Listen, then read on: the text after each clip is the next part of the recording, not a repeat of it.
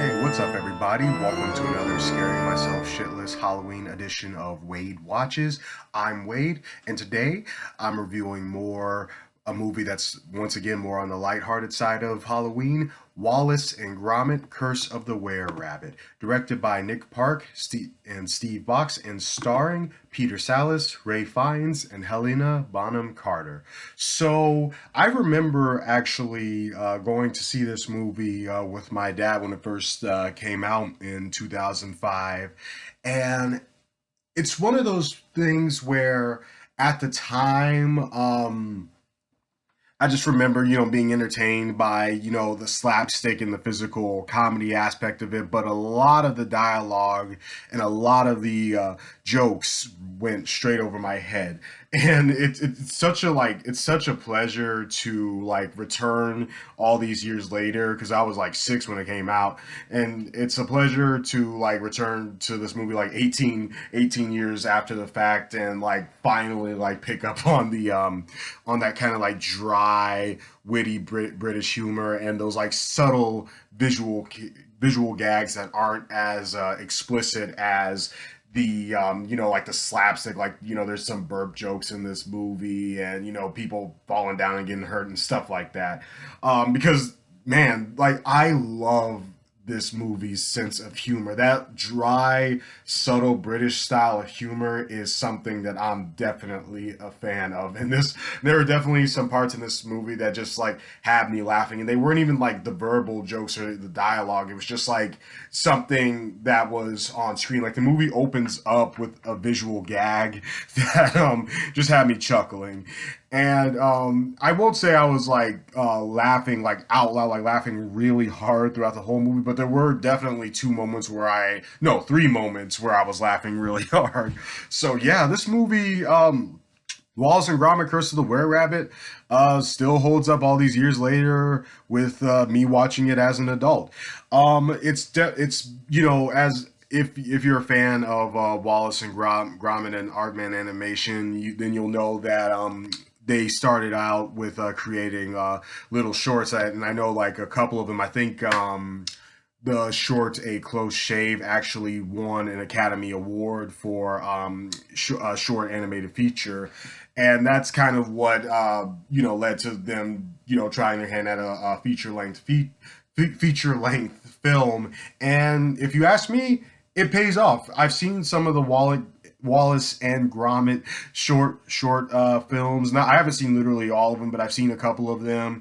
And Curse of the Were-Rabbit is still on par. I'm glad that nobody's egos were boosted. I'm glad that they didn't try and modernize Wallace and Gromit too much by throwing in a bunch of pop culture references to entertain the kids. I'm glad they didn't dial down on the well, not dialed down, but I'm glad they didn't try and replace that, witty, dry British humor and those clever visual gags and innuendos with that explicit, in your face, just for the kids, that for the kids style of comedy where it's all burps, farts, people getting kicked in the groin. You know what I mean.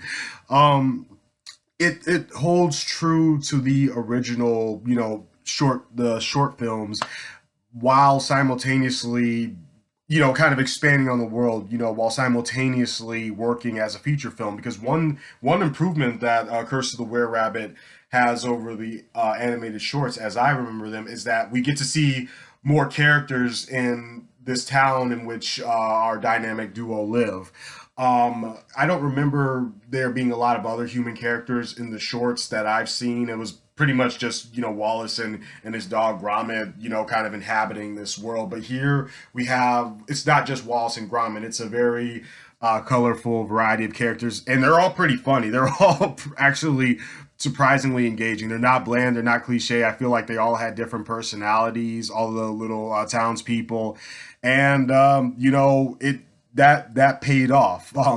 I particularly enjoyed the vicar, kind of the pastor character, and yes, the villain whose name is Victor Quartermain, voiced by Ray Fiennes, among many others. So Again, this could have been something that could have gone wrong in so many ways, but it's a pretty solid comedy movie.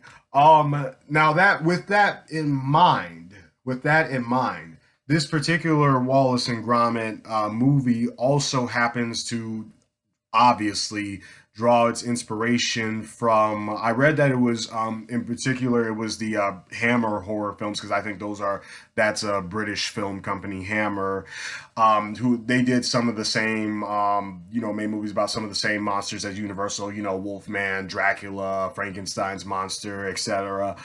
And it definitely wears that on its sleeve. This is obviously, I mean, Were Rabbit. It's obviously a parody, a spoof of a werewolf story.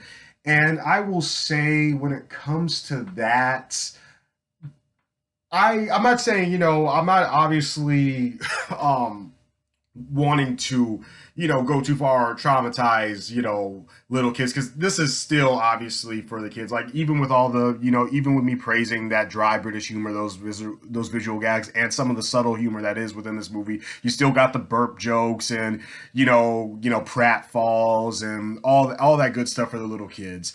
So I'm not saying traumatize them, but I could have used a bit more suspense, a bit more tension, because even with the way that the opening credits of this movie, you're thinking, okay, maybe this is going to be a bit more mysterious. Like, it had like the happy go lucky it starts off with the happy go lucky Wallace and Gromit music, but then when it switches to like the main title, the music actually becomes slightly more eerie and even a bit sinister. So I'm thinking it's gonna, kind of combine the both.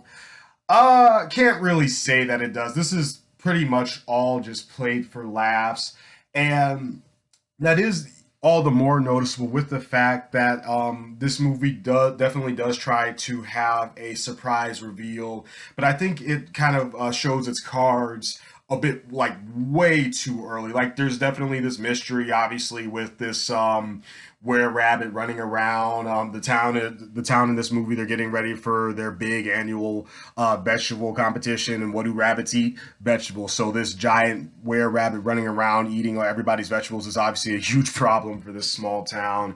And Wallace and Gromit are kind of the in this movie, they're depicted as like the local town exterminators. Well, not exterminators. Pardon me. They're a pest control business, and their whole thing is that they capture rabbits that are eating all the regular rabbits that are eating all the town vegetables, and they put them into a little habitat in their home. And so, yeah, obviously, when there's like a monster rabbit running around, Wallace and Gromit are the ones who are going to be on the case. And I felt like you could. I'm not going to give it away. Don't worry, I'm not going to give away the big mystery. But I felt like, for what they were trying to do, it could have been more clever. Again, this is a kids movie, and there are definitely moments where it's like obvious that it's aimed for little kids. But I mean, I still enjoyed it. I still actually found parts of it funny. So I felt like they could have, maybe drag that mystery out a little bit longer. It could have been a bit more clever with it, because it's not really a clever or surprising reveal whatsoever when you find out what's going on with this monster. So yeah, that I guess that's like the tiniest of nitpicks. Like, what it's you'll figure out early on who's really behind it. They try and like have a twist, like they try and have a fake out, but nah, it's pretty obvious. But other than that, I had a fun little time watching Wallace and Gromit. I love the claymation style. I love the visuals in this movie. I like how the characters are animated. Um, I thoroughly enjoyed. I love it when any movie, like animated, live action, or whatever, has like a character who literally never speaks a word, which is in this case is Gromit the dog, but you still really feel like their emotions, like they're still able to like convey like actual emotions, and do perform powerful actions without ever speaking a word. And that's definitely Gromit the dog in this movie. I never teared up because it's not like that, impactful. This is mostly like a, again, like a more on the campy, silly side. But there were moments with Gromit where I was like, oh, oh, poor guy, poor guy. I really hope he's able to get through this.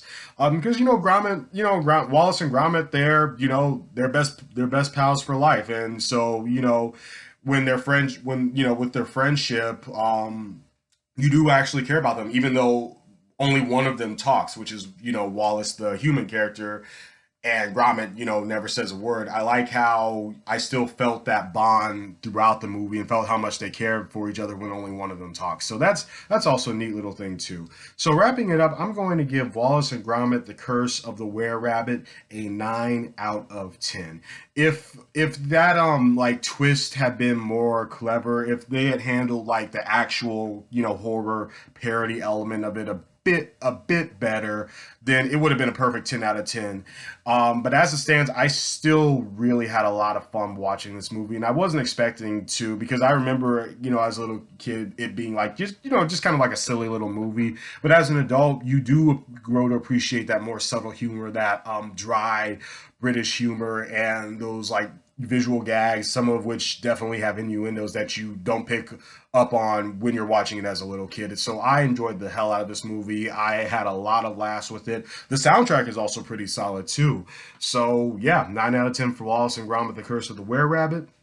This has been another scaring myself shitless Halloween review from Wade Watches, and I will catch you lovely people next time. Peace.